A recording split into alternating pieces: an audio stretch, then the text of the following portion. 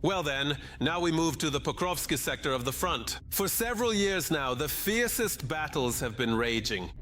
In the Pokrovsk direction, the occupiers tried to advance 14 times in the areas of the settlements of Rodenske, Udachne, Novopavlivka, Novoaleksandrivka, Molodetske, Novonikolaiivka, and Muravka. And at the same time, for the first time since 2024, Russia has begun to lose territory in the war with Ukraine. In April, Russian troops suffered net territorial losses in the war with Ukraine, losing control over 116 square kilometers, according to calculations by the American Institute for the Study of War. According to analysts, this happened for the first time since the Ukrainian Armed Forces special operation in the Kursk region in August 2024. Here are all the details of what is happening. Instead of the loudly announced major offensive, there have been retreats and loss of positions. April 2026 is a month the Russian command will try to forget. According to the Institute for the Study of War, the occupiers not only failed to advance, but also lost about 116 square kilometers of territory.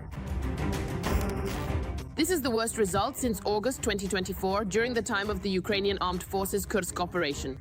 At the moment, the line of contact is practically at the same boundaries as it was a year ago. This indicates that Ukraine's defense forces not only held back further advances by the occupiers, but also successfully counterattacked in several sectors of the front. We are talking about the successful actions of Ukraine's defense forces at the junction of the Dnipropetrovsk and Zaporizhzhia regions. The statistics speak for themselves. The average rate of advance of Russian troops has dropped to 2.9 square kilometers per day. A year ago, this figure was 3 times higher, almost 10, and over the past 6 months, Russia has managed to capture only 1,443 square kilometers, compared to more than 2,360 during the same period last year. In other words, the pace of the offensive hasn't just slowed down, it has collapsed. There are several reasons for this. First, the strikes by Ukraine's defense forces on enemy depots, headquarters, and logistics. Second, communication problems. Restricted access to Starlink in the occupied territories and the Kremlin's control over Telegram have significantly complicated the coordination of units. Ukraine's defense forces are successfully holding back the occupiers' advance in the Pokrovsk direction. The occupiers' offensive in this sector of the front has already been ongoing for more than 18 months. But Russia is trying to convince people otherwise. One of the tactics is the so-called gray zones. Territories where there is no stable control are presented as captured. Analysts from the Institute for the Study of War note that Russia's actual control is much less than what propaganda claims. However, at the same time, the very tactics of warfare are also changing. As the British publication The Telegraph writes, Russia is gradually abandoning mass assaults, the so-called meat grinder tactics, which resulted in enormous losses. The enemy is now switching to a different tactic. Small groups of 2 to 4 soldiers, sometimes even lone soldiers, advance on foot, often at night, with minimal radio communication. Their task is to find weak spots in the defense, infiltrate deep into the positions unnoticed, and establish a foothold there. Experts note that such groups are harder to detect and destroy than larger units.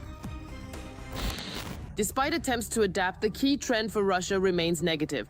The effectiveness of the offensive has been declining for several months in a row, ever since the end of 25.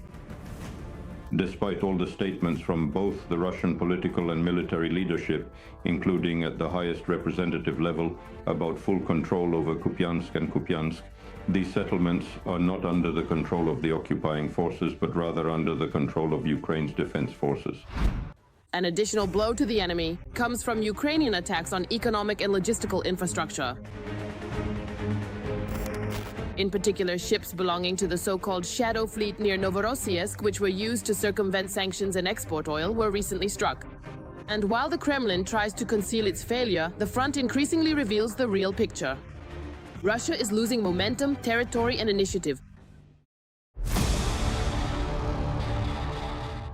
Well, now it's time to analyze the operational situation on the Kramatorsk and Konstantinovka fronts. The enemy is becoming more aggressive here as well. On the Kramatorsk front, our defenders repelled 2 enemy attacks in the areas of the settlements of Nikiforovka and Vera Lyubovka. On the Konstantinovka front, however, the invaders launched 10 attacks near Konstantinovka, Preshchevka, and Stepanovka. On April 30th, during an attack by unmanned boats on the Crimean Bridge, the entire crew of the Russian Federal Security Service border guard patrol boat was killed.